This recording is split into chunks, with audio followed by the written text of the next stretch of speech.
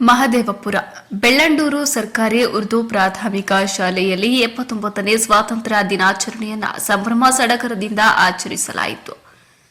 79ನೇ ಸ್ವಾತಂತ್ರ್ಯ ದಿನಾಚರಣೆ ಹಿನ್ನೆಲೆ ಮಾಜಿ ಸಚಿವ ಎಚ್ ನಾಗೇಶ್ ಧ್ವಜಾರೋಹಣ ನೆರವೇರಿಸಿದರು. ಬೆಂಗಳೂರು ಪೂರ್ವ ಜಿಲ್ಲಾ ಯುವ ಕಾಂಗ್ರೆಸ್ ಪ್ರಧಾನ ಕಾರ್ಯದರ್ಶಿ ಫರದೀನ್ ಪಾಷಾ ನೇತೃತ್ವದಲ್ಲಿ ಕಾರ್ಯಕ್ರಮ ಆಯೋಜಿಸಿ ಶಾಲಾ ಮಕ್ಕಳಿಗೆ ಕಲಿಕಾ ಸಾಮಗ್ರಿಗಳು ಹಾಗೂ ಸಿಹಿಯನ್ನ ವಿತರಣೆ ಮಾಡಿದರು. ಮುಖಂಡರಾದ ಜಾವಿದ್ ಪಾಷಾ, ಅರುಣ್, ಅಲ್ತಾಫ್ ಪಾಷಾ, ಸಲ್ಮಾನ್ ಪಾಷಾ ಸೇರಿದಂತೆ ಶಾಲಾ ಮಕ್ಕಳು, ಶಿಕ್ಷಕರು ಭಾಗಿಯಾಗಿದ್ದರು. ಉರ್ದು ಕಿರಿಯ ಪಾಠಶಾಲೆ ಇಲ್ಲಿ ನಾವು ಇವತ್ತು ಸ್ವಾತಂತ್ರ್ಯ ದಿನಾಚರಣೆ ಆಚರಿಸಿದ್ದೀವಿ. ಪ್ರಾದೇಶಿಕ ಆಯಿತು.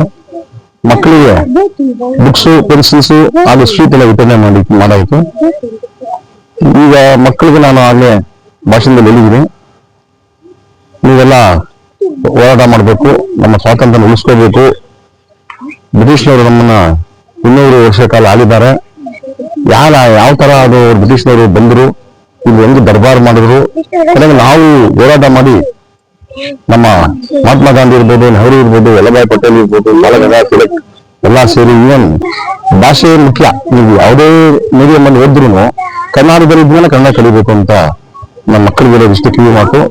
ಮಕ್ಕಳಿಗೆ ಕನ್ನಡ ಕಲಿಬೇಕು, ಜೊತೆಲಿ ವಿದ್ಯಾಭ್ಯಾಸ ಮಾಡಬೇಕು.